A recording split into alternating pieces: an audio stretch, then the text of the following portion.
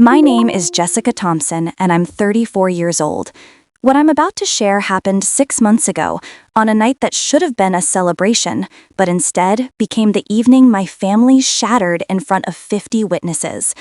It was my father's 70th birthday party, held at the upscale Riverside Country Club, where gold and navy decorations covered every wall, and carefully arranged tables displayed photos from Dad's long career as a respected attorney.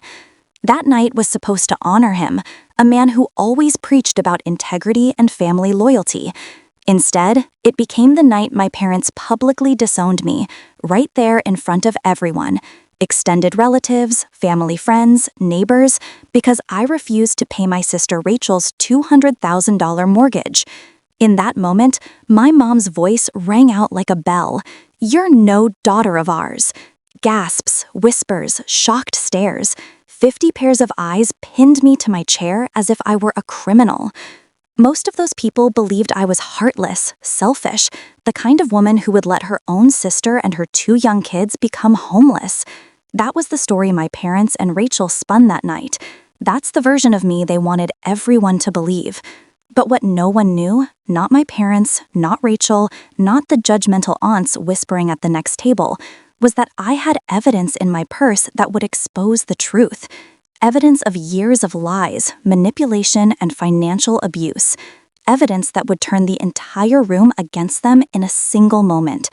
Even better, my best friend Olivia, a sharp, no-nonsense attorney who'd been by my side since college, had secretly been recording the entire confrontation from the moment the first accusation left my father's mouth.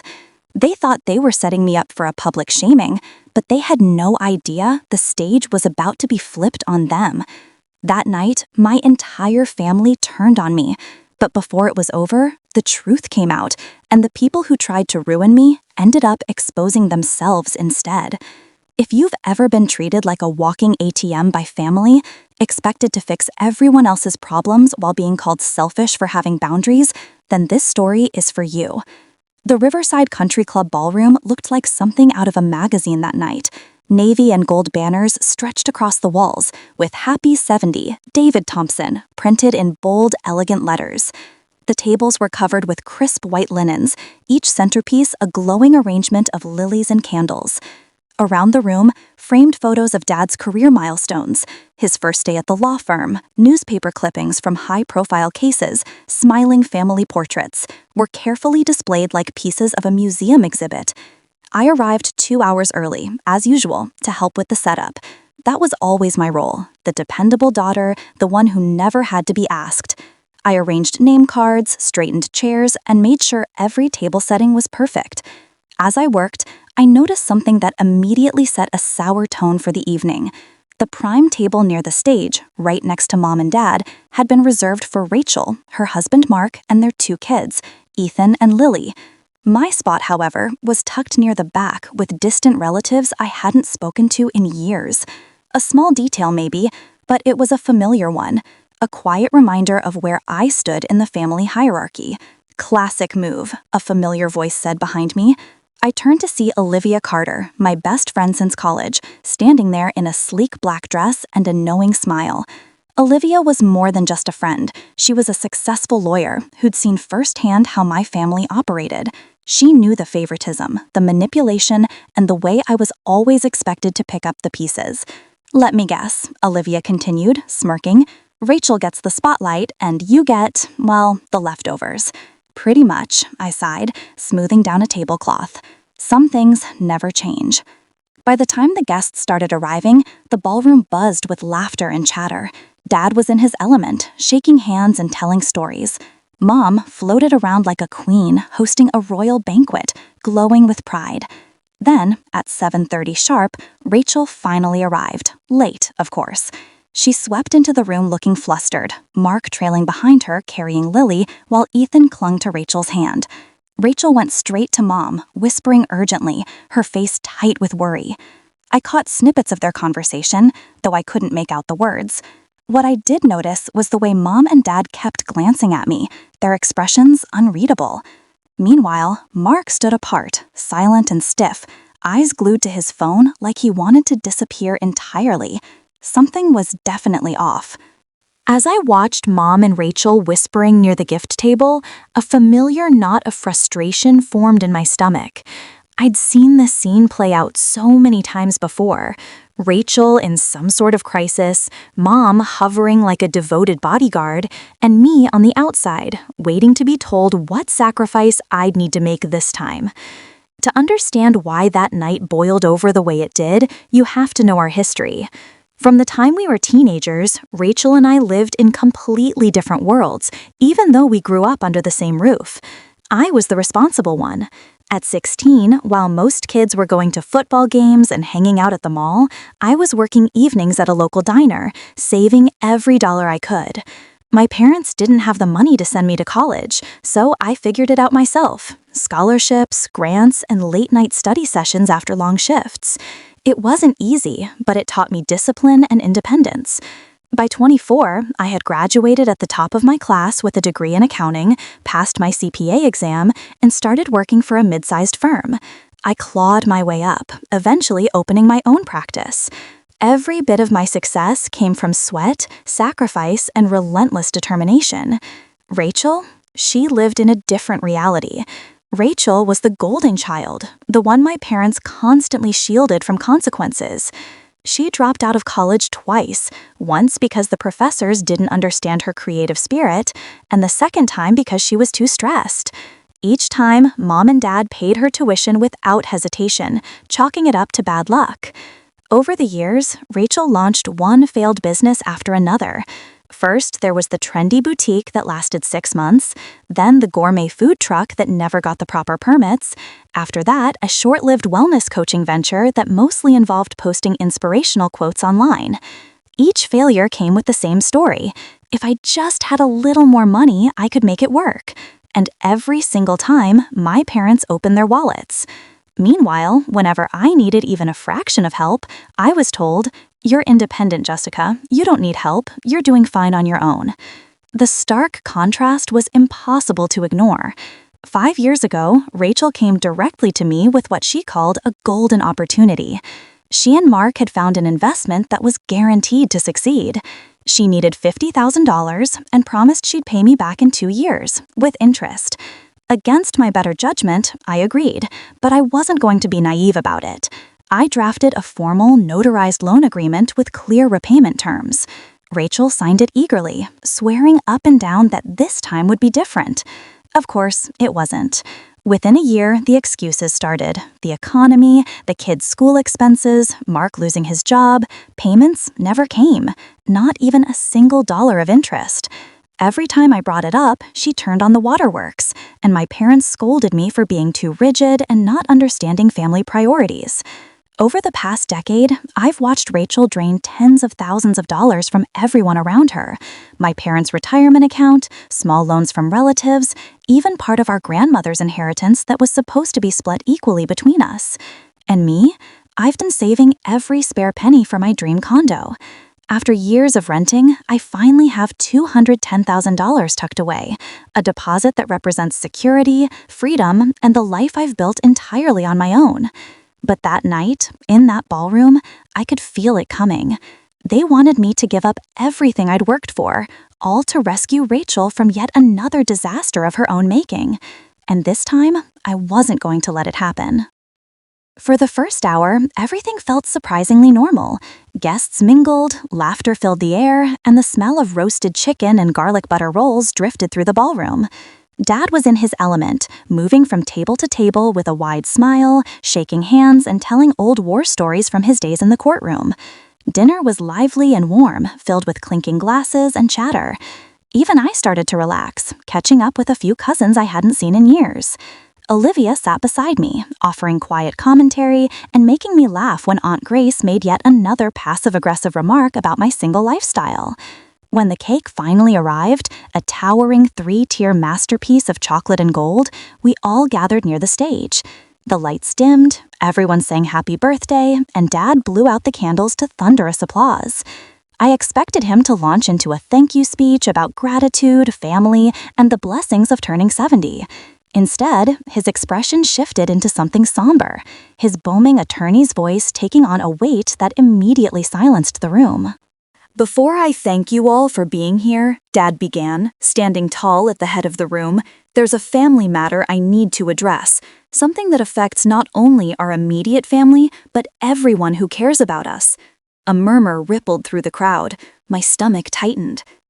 Rachel and Mark, he continued, his hand resting on Mom's shoulder, have fallen on very difficult times. Due to a series of unfortunate events, they are in danger of losing their home. If they can't come up with the full amount by next month, the bank will foreclose. Gasps erupted around the room. My stomach tightened. Rachel and Mark, he continued, his hand resting on Mom's shoulder, have fallen on very difficult times. Due to a series of unfortunate events, they are in danger of losing their home. If they can't come up with the full amount by next month, the bank will foreclose. Gasps erupted around the room. My stomach tightened.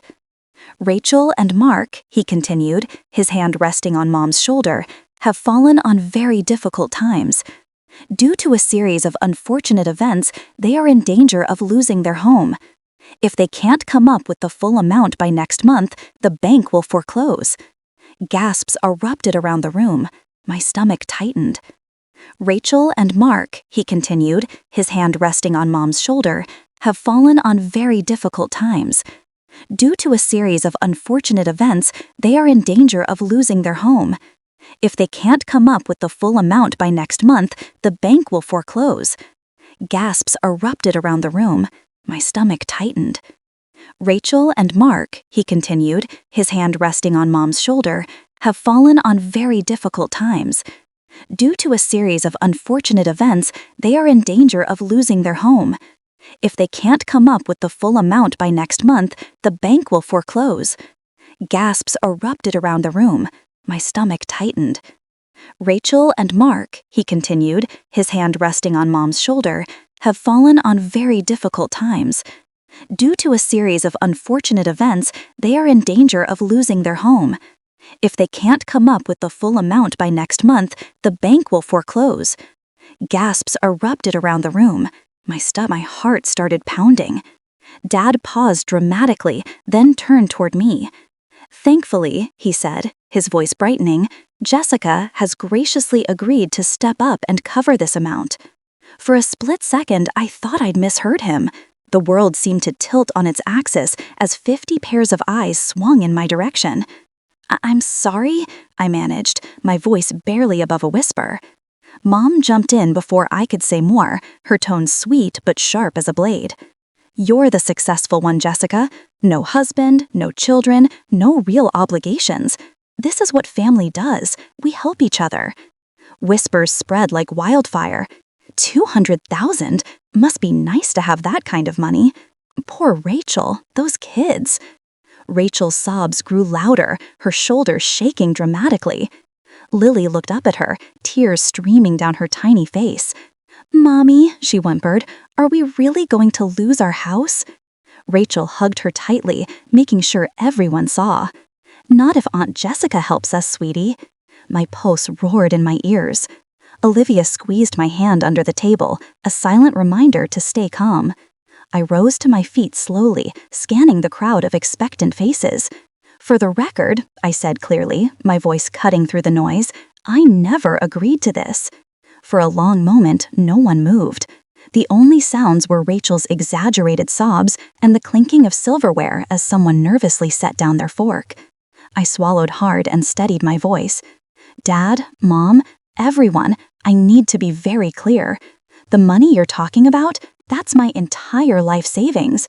I've been working 70-hour weeks for years to save for my first home, a place that's mine, where no landlord can raise the rent or refuse to fix the plumbing. $200,000 isn't pocket change to me, it's my future. A ripple of murmurs moved through the crowd. And, I continued, my voice rising with each word, let's not pretend I've never helped before. 5 years ago, Rachel came to me, desperate for money to fund her latest business idea. I loaned her $50,000 with a legal agreement she signed, promising she'd pay it back. Not only has she failed to pay a single cent, she hasn't even paid the interest. I turned toward Rachel, who was now staring at her lap. Where did that money go, Rachel? because it certainly didn't go toward a successful business. Gasps and sharp intakes of breath filled the room. Rachel stayed silent, her tears drying up as quickly as they'd appeared. From across the table, Aunt Grace stood, her voice sharp and righteous. "Jessica, dear, family helps family. That's what we do. You have the means to help your sister, and you're standing here counting pennies like some miser." "Counting pennies?" I repeated, stunned. Uncle Henry crossed his arms and muttered loudly, "Selfish, that's what this is. Pure selfishness." Around us, cousins began whispering, not quietly enough. "Must be nice to have that kind of money. She's single, no kids. What does she even need it for?" Heat rose to my face, my pulse pounding. Mom stepped forward, eyes blazing. "Jessica, those children will be homeless without you. If you can stand there and watch that happen, I don't even recognize you anymore." Then Dad's voice thundered over hers, final and unyielding. "You will help your sister, or you can forget about being part of this family. From this moment on, you'll be dead to us." The ballroom went silent. My hands trembled, but I held my ground. This time, I wouldn't let them destroy me.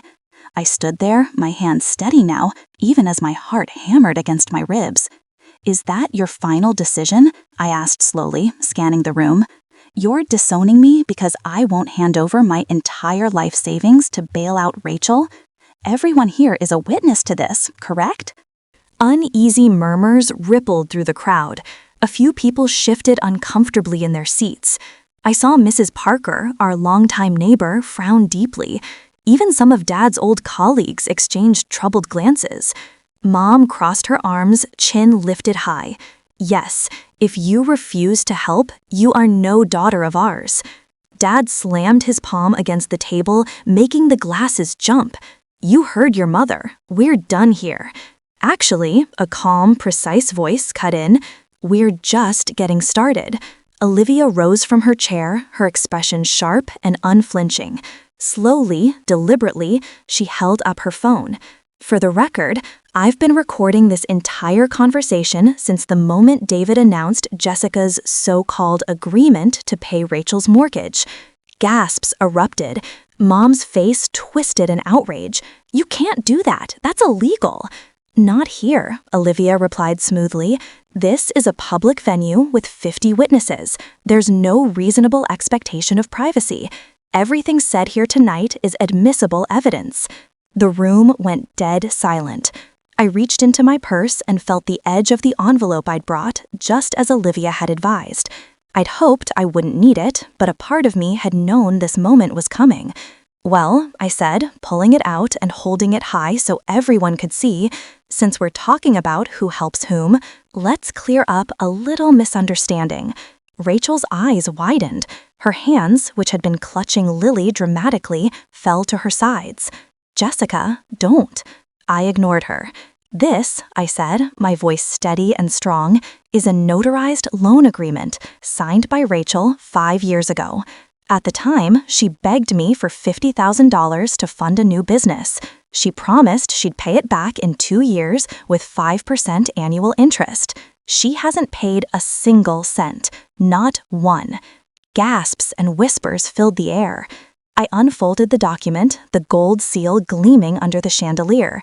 With compounded interest and late payment penalties, the total amount Rachel owes me today is $68,000. "No," Rachel croaked, her face draining of color.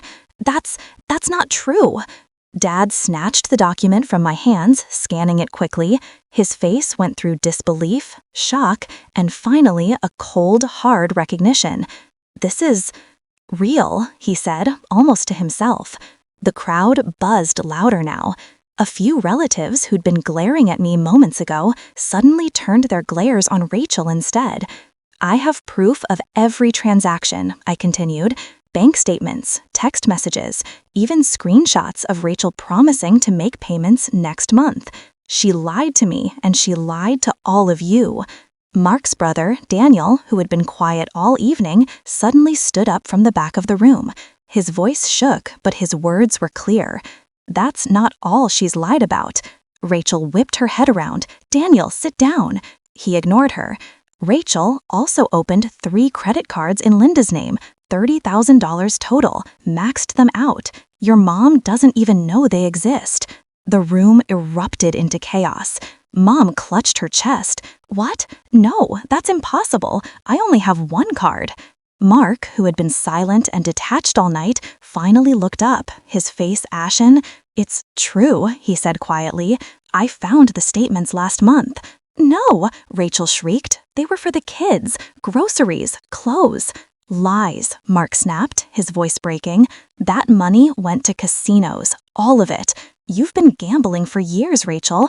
While I was scraping together money for bills, you were blowing thousands at the blackjack tables. The room fell into stunned silence. Mrs. Parker gasped. So, all those times you said you couldn't afford soccer camp for Ethan? Rachel's carefully constructed victim mask crumbled completely. She sank into a chair, shaking her head, muttering incoherently. I reached back into my purse and pulled out a second paper, a neatly printed spreadsheet, the culmination of years of meticulous record-keeping.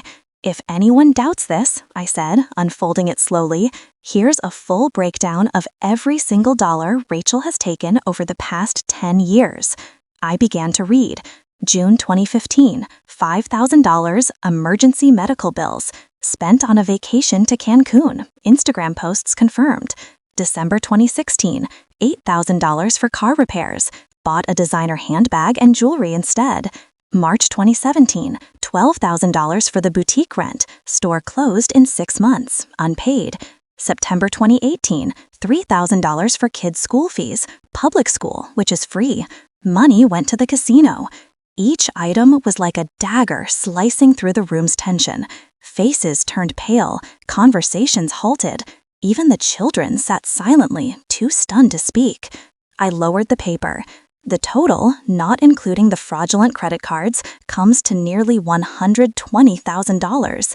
Add the cards, and the total theft is closer to $150,000. All eyes were on Rachel now. No one dared to speak. This, I finished, my voice trembling but fierce, is the truth you've all been blind to while you've been calling me selfish. Dad stared at the loan agreement, his hands trembling as he read line by line. His eyes darted between the signature at the bottom and Rachel's pale, tear-streaked face. This is legally binding, he whispered, his voice cracking. Rachel, you really signed this? Rachel's lips parted, but no words came out. The room erupted into a frenzy of noise. She lied to all of us, someone shouted. How could you do this to your own sister? Another voice cried. I knew something wasn't right, murmured Mrs. Parker from across the room. A few relatives still tried to defend Rachel. Aunt Grace clutched her pearls dramatically. Maybe Jessica's being too harsh. Family isn't about contracts and paperwork, she said, glaring at me. It's about love and forgiveness. Love and forgiveness? Mrs. Parker stood, her voice cutting through the chaos like a blade. Jessica has been used and lied to for years while Rachel stole and gambled. I've lived next door for 20 years. I've seen how Jessica has bent over backward for this family while being treated like she doesn't matter. She looked around the room, her voice rising. Don't you dare call her selfish. What's selfish is expecting one daughter to fix everyone else's mess while the rest of you stand by and judge her. The shift was immediate. People who had been whispering against me now turned their stares toward Rachel, their expressions filled with anger and disbelief. Rachel crumpled into her chair, sobbing openly now, no longer able to maintain the act. I didn't mean for it to go this far, she cried. I wanted to prove I could do something right. Every time I failed, I felt like such a disappointment. And then the gambling, it got out of control. I couldn't stop. Mark stood behind her, his face cold. You didn't just hurt yourself, Rachel. You hurt everyone. Me, the kids, this entire family. Dad lowered the document slowly, his expression hollow. Mom sat beside him, shaking her head as tears streamed down her cheeks. I stepped forward, my voice calm but unwavering. Here's how this is going to work, I said. Rachel, you have 90 days to repay the documented loan, $68,000. If you can't pay in full, Olivia will set up a legal payment plan through her office, but this time it will be enforced. Rachel looked up, wide-eyed. And if I don't? Then I'll pursue civil and criminal action, I said without hesitation, just like I would with any other defaulted loan. The room went silent. I turned to my parents. As for the identity theft, you need to freeze your credit immediately and file a police report. If you don't, you'll be on the hook for every dollar Rachel stole in your names. Mom's face twisted in anguish. Report our own daughter to the police? If you don't, Olivia interjected firmly, the banks will do it for you, and you'll have no protection. The weight of the truth settled over the room like a heavy fog. For the first time that night, the judgmental whispers stopped. This was no longer about loyalty or appearances. It was about survival and accountability. 3 months later, the dust had settled, though nothing about our family was ever the same again. Rachel ended up selling her luxury SUV, the same one she bought just months after taking my $50,000 loan. She got $38,000 for it, far less than she'd paid, but it was a start. Slowly, painfully, she began repaying me. My parents, faced with the reality of the fraudulent credit cards and Rachel's unpaid debts, were forced to take out a home equity loan to cover the rest. They managed to give me $40,000, not the full amount, but enough that Olivia advised me to accept it and move forward. "You've made your point," she said gently. "Don't let this consume your life any longer." Mark, who had been quietly suffering for years, finally took a stand. Within weeks, he filed for divorce, backed by Daniel and a mountain of evidence about Rachel's gambling and fraud. Rachel didn't contest it. She couldn't. The court granted Mark primary custody of Ethan and Lily, while Rachel was limited to supervised visitation until she completed a gambling rehabilitation program. It wasn't just family business anymore. The banks pressed charges over the identity theft, and as part of her plea deal, Rachel was required to complete intensive rehab and counseling. Seeing her in handcuffs that day had been surreal, but it was the reality she'd created through her own choices. As for me, I finally bought my condo. It wasn't the sprawling dream home I'd originally envisioned, but it was perfect for me. A cozy 2-bedroom with a small balcony that overlooked a quiet park. The first night I slept there, surrounded by boxes and takeout containers, I sat on my secondhand couch and cried, not out of sadness, but out of relief. Relief that for the first time in my life, I was truly free. My relationship with my parents remains fractured. They sent me a generic Christmas card with just their signatures, no personal note. I didn't respond. We haven't spoken since that night. Rachel and I communicate only through lawyers about the remaining debt. It's transactional, cold, but clear, exactly how it needs to be. But I still see Ethan and Lily. Mark brings them over for dinner twice a month, and those evenings are filled with laughter and light. Ethan has even started showing an interest in numbers. "Maybe I'll be an accountant like you, Aunt Jessica," he told me one night, his eyes shining. I smiled through tears. "I'll teach you everything I know." Looking back now, I realize something important. Family isn't about blood. It's about respect, honesty, and love that doesn't come with strings attached. True family doesn't demand you destroy yourself for them. They don't manipulate you in front of a crowd or threaten to disown you for setting boundaries. I lost the family I was born into that night, but I gained something far more valuable, the family I chose. And for the first time, that feels like enough.